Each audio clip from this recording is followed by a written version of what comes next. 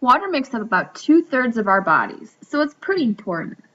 In that water are all kinds of substances like salts and sugars, ions, larger molecules like proteins and chemical messengers. All this stuff can be found in the water inside and outside of our cells. Inside of cells, you can find even larger structures like cell organelles. All of these combinations of water and other substances are considered mixtures. A mixture is a combination of things that can be separated from each other without the use of a chemical reaction. In other words, physical means can be used to separate the components of a mixture. Some parts of a mixture, like a salad, may be so large that you can pick apart the components just with your hands. Other mixtures might have smaller parts, so you have to filter the mixture, like getting sand out of water. You could use magnets to remove small metallic components of a mixture. Still other mixtures may have parts so tiny you'd have to resort to boiling to get one substance to separate from another. This could be helpful in removing salt from water.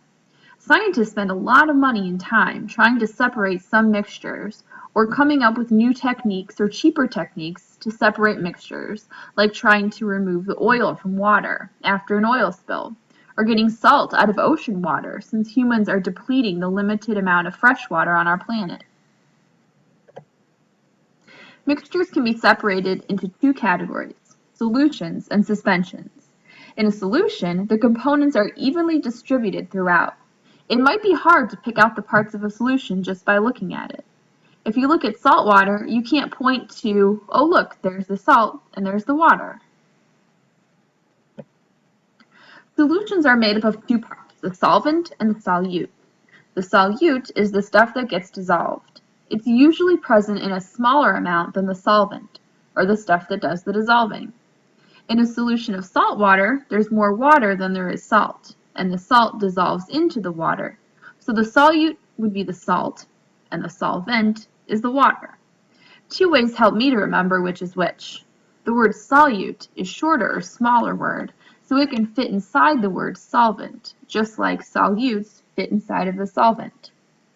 Water is sometimes called the universal solvent since so many things dissolve into water and it's so common and so important. The properties of water, specifically that it's a polar molecule, allow some things to dissolve and create a solution, and other things we don't want to dissolve, so it forms a suspension in the water. Other polar molecules and ions easily dissolve into water.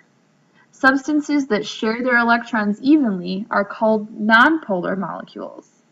Because they don't have a slightly positive or slightly negative end to be attracted to the positive and negative parts of water, they don't dissolve in it. An example of this would be fats. We'll look at the structure of fats and oils more in the next section, but they don't have partial positive and negative ends. Fats don't dissolve into water. Check out a bottle of salad dressing that's been sitting in the fridge. You have to shake it out before using it, otherwise you'll get a greasy and less flavorful salad dressing.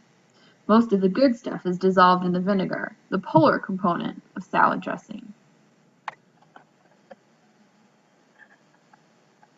Substances like salad dressing are a type of mixture called a suspension.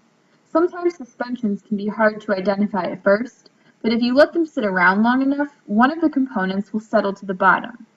Sometimes this happens quickly, like sandy beach water. Other suspensions take much longer to settle down, like blood. Suspended in the watery part of our blood, the plasma, are red blood cells. If your blood wasn't moving through your body constantly, the cells would settle to the bottom of our veins. This is why sitting too long can be dangerous, especially for older people.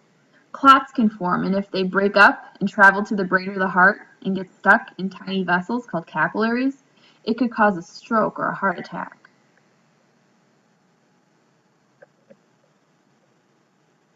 So the fact that water is polar and can dissolve other polar substances is really important biologically. We want things to dissolve in the watery parts of our body, but other things would be dangerous if they dissolved. Cell membranes are made of fat, so they don't dissolve in water. Cell organelles are surrounded by fatty membranes as well, so they don't dissolve into the cell either.